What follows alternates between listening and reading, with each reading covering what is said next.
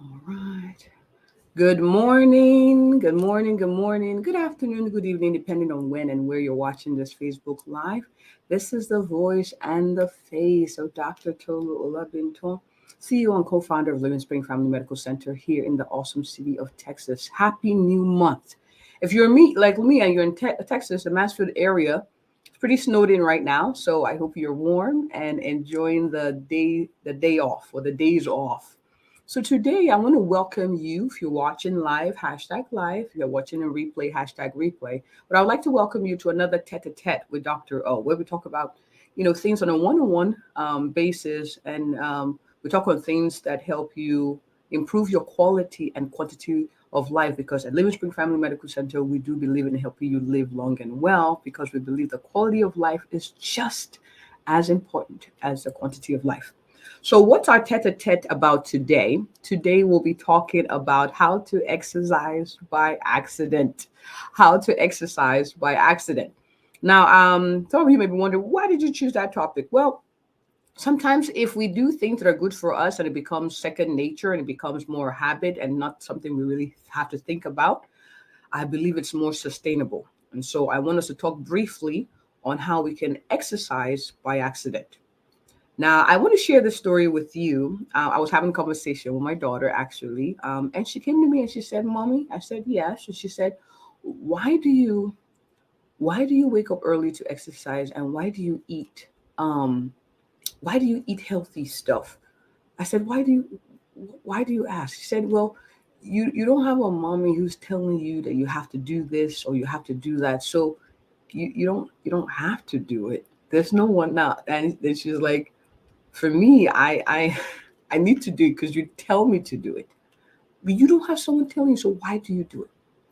And I sat down and I got a little bit reflective, and I said, "You know what? Honestly, is because I want to live, God willing, to a ripe old age, be in my 90s, see your kids, see your grandkids, see their kids, and I want to be able to look back and reflect on the ways God has used me to be a blessing. Um, and to do that, I know that I have to take care of my body. And so that's why. So, my question to you today is, what's your why? What's your why? What's that thing to look ahead of or look ahead to that will keep you going? Because I'll be honest with you, I don't always feel like exercising. I don't always feel like eating the best things. I don't. But when I remember my why, when I remember the things I look forward to, is it traveling for you? Is it being able to play with your grandkids and not be able to and not running out of breath? Is it being able to retire at a good age and travel around the world? What is that why that will keep you looking forward? So I shared that with her, and she's like, "Oh, so that's why." I said, "Yeah, essentially, I have to remember that. So when I wake up early in the morning and have to go to the gym or get up and do my exercises or do the things I do in the morning, praying and meditating, I know what I'm looking ahead to, and so I'm putting in the work." All right. So that being said, we're going to go right into it. Tip number one: how to exercise by accident. Number one, batch it. If you're like me who likes to multitask, you know, I'm not going to go into the pros and cons of multitasking. That's not what this talk is for. But if you're like me who likes to do, multitask so you can maximize the day, batch it.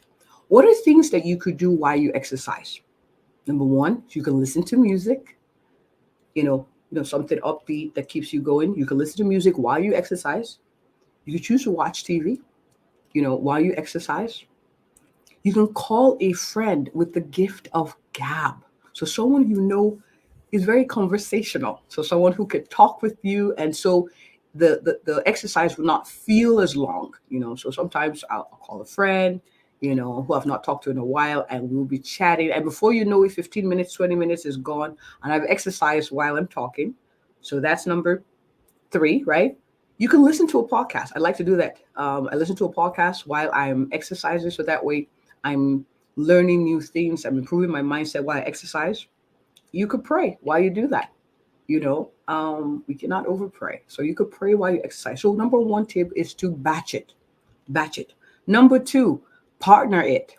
Is there somebody who can keep you accountable, who will not overly nag you, but will kind of nudge you and say, hey, we're trying to exercise. Come on, I'll go with you. I'll go with you. If you can have one or two people, that'd be ideal. And if you don't have someone who will go with you, maybe you have a YouTube channel that someone posts a video every day that you could, set a timer and go ahead, partner it, do it with somebody. There's something about positive peer pressure. So get you a good positive peer pressure person that would help you exercise. All right. So that's number 2. Number 1 was batch it. Number 2 is partner it. Number 3 is work it, meaning your work.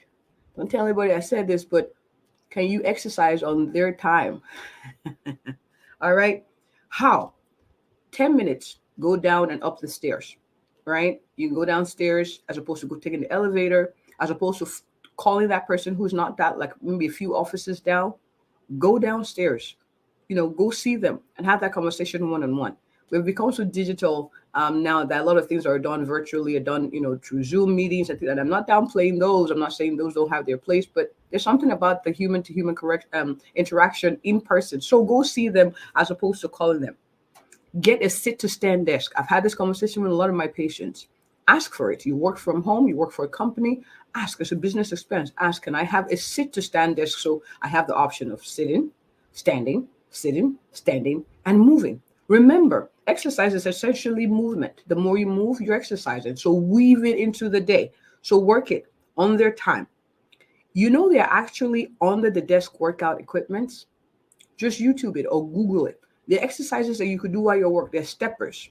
They're little cycling machines that you could use. And I'll try to post that after this live so you can get a link on things you can actually purchase so you could do it while at work. So you're working at that time, on their time.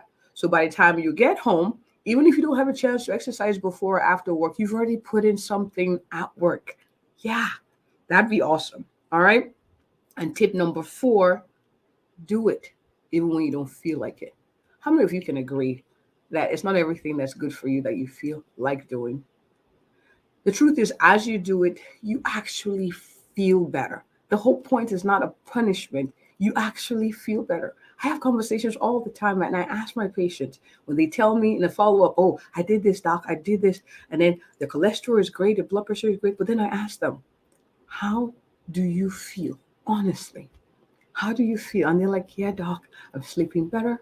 I have more energy. I'm not as tired as I used to be. Even my family members have noticed that's a better quality of life. So I want to encourage you.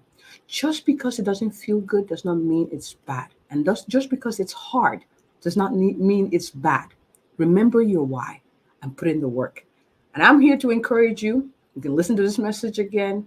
Everyone needs encouragement. I'm encouraged too. It's not every day I feel like getting up and doing the things, But sometimes I tell my patients, if I didn't do the things I didn't feel like doing, I wouldn't get to meet you. I wouldn't get to meet you and be a part of your health journey. And so do the things. All right. So imagine yourself, 5 years older, 10 years older, 15 years older, even a year older. You have more energy. You're sleeping better. You don't feel so tired throughout the day. You're able to get up and do the things that make for better value, better quality of life for you. Imagine that. That's possible. But you got to start. You got to start. So be encouraged. It's in doing the right thing that you will feel right. It's in doing the right thing that you will feel right. I wish I can give you medication that will keep you motivated or say something that mind-blowing or earth-shattering that would keep you motivated every day to do the things. But right now, the words evade me. What I would just say is this. Remember your why. Remember your why and do it. And be encouraged. I'm here to encourage you. And I look forward to seeing you on our next tete-a-tete with Dr. O. Thank you for joining, and please share. Have a good one.